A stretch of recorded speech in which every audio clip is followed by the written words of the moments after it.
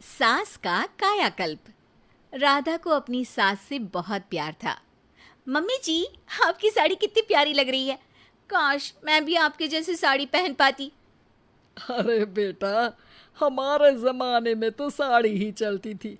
तू क्या करेगी साड़ी पहनकर? दिन भर भागा दौड़ी करती है। साड़ी कंफर्टेबल नहीं फील कराएगी। तू तो ऐसे ही जचती है बेटा। राधा सास को लेकर घूमने जाती, सैर करती और उनसे खूब बातें किया करती थी। एक दिन, अरे राधा और माँ सुनो, अब हम लोगों को बम्बई चलना पड़ेगा। मेरी नई नौकरी वहीं लगी है। अरे वाह माँ, कितना मजा आएगा ना। अरे नहीं नहीं, मैं नहीं जाऊंगी। बड़ा शहर, बड़े लोग, मेरा दिल नहीं लगेगा। अरे माँ, मैं हूं ना आपके साथ। और सारा परिवार बड़े शहर में शिफ्ट हो जाता है। एक दिन, राधा, तू भी अब नौकरी में जाने लगी है। मैं तो बोर हो जाती हूँ। सोच रही हूँ आसपास की औरतों से दोस्ती कर लूँ। हाँ हाँ माँ, और क्या, यहाँ की औरतें तो किटी पार्टी और बहुत सी फन लविंग एक्टिविटी करती हैं।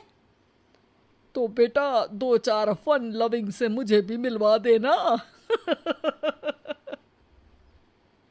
बहू सास के साथ बाहर निकलती है तो देखती है कि सास की उम्र की जो औरतें टहल रही हैं, उनका पहनावा ओढ़ावा सास से बिल्कुल अलग है। लेकिन फिर भी राधा एक औरत को रोकती है। Hello aunty, how are you? Oh great darling. Aunty, हम लोग यहाँ नए शिफ्ट हुए हैं। ये मेरी मम्मी है।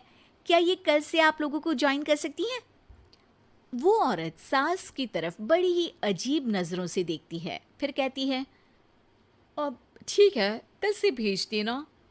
सास समझ जाती है कि उस औरत को वो ठीक नहीं लगी, लेकिन फिर भी वो कुछ नहीं बोलती। अगले दिन, अरे माँ, अच्छी सी साड़ी पहनकर तैयार होकर जाइए। आपको आपकी दोस्तों के पास जाना है ना। और नहीं नहीं, मैं सोच रही हूँ घर पर बैठकर टीवी देखूं।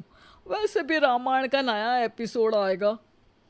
नहीं माँ, आप जाओ ना, लोगों से मिलो, बात करो, अच्छा लगेगा।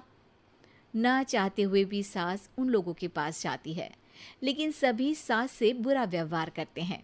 सास मुंह लटकाकर घर आ जाती है। बहू समझ जाती है कि सास को कुछ हुआ है। वो रोज सास को पार्क में भेजती, लेकिन सास रोज मुंह लटकाकर वापस आ जाती। क्या हुआ माँ, आप बाहर जाकर खुश नहीं होती हैं? अरे बेटा, खुश तो हूँ लेकिन क्या माँ, आपको तो लोगों से मिलना, बातें करना अच्छा लगता था।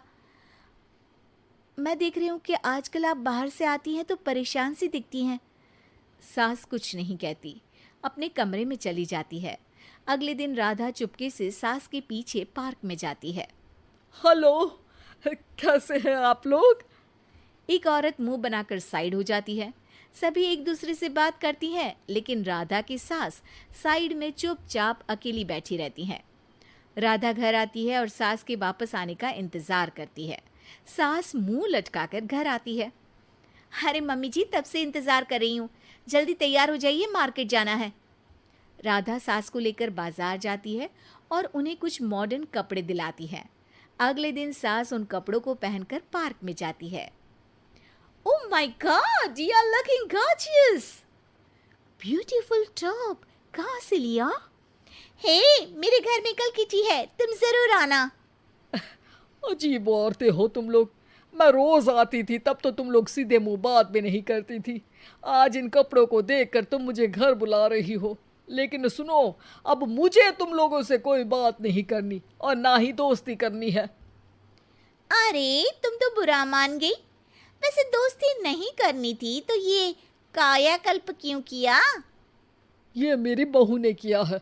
मैं यहाँ सिर्फ ये देखने के लिए आई थी कि तुमको मुझसे समस्या है या मेरे कपड़ों से। कपड़े तो बदले जा सकते हैं।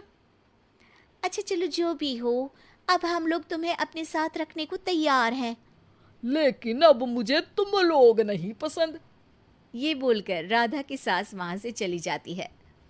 वाह माँ जी, आज तो आपका चेहरा खिला खिला सा लग रहा है। लगता है आपकी सहेलियों ने आपको अपना लिया।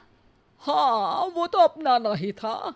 दिखावे वाली जो है वो, मेरे कपड़े बदलते ही उनका दिल बदल गया। लेकिन आज मैं उन्हें मना कर आई, अरे क्यों माँ जी? क्योंकि उन लोगों को मुझसे नहीं मेरे कपड़ों से दोस्ती करनी थी। वैसे मेरे पास तो तू है ना, मेरी प्यारी बहू, मुझे किसी की जरूरत नहीं है।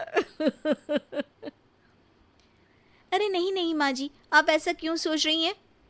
बेटा, ये गलत भी तो नहीं है। जैसा देश वैसा भेष। क्यों? ठीक है ना माँ, अब जब ये हम लोगों का देश है तो क्यों ना हम यहाँ का भेष अपना ले। हाँ हाँ, जरूर, मैं तो तैयार हूँ। समय के साथ खुद को बदलने में कोई बुराई नहीं है, लेकिन कहीं नकल के चक्कर में बंदर ना दिखने लगूं। खैर, बहू लग जाती है सास की कायाकल्प।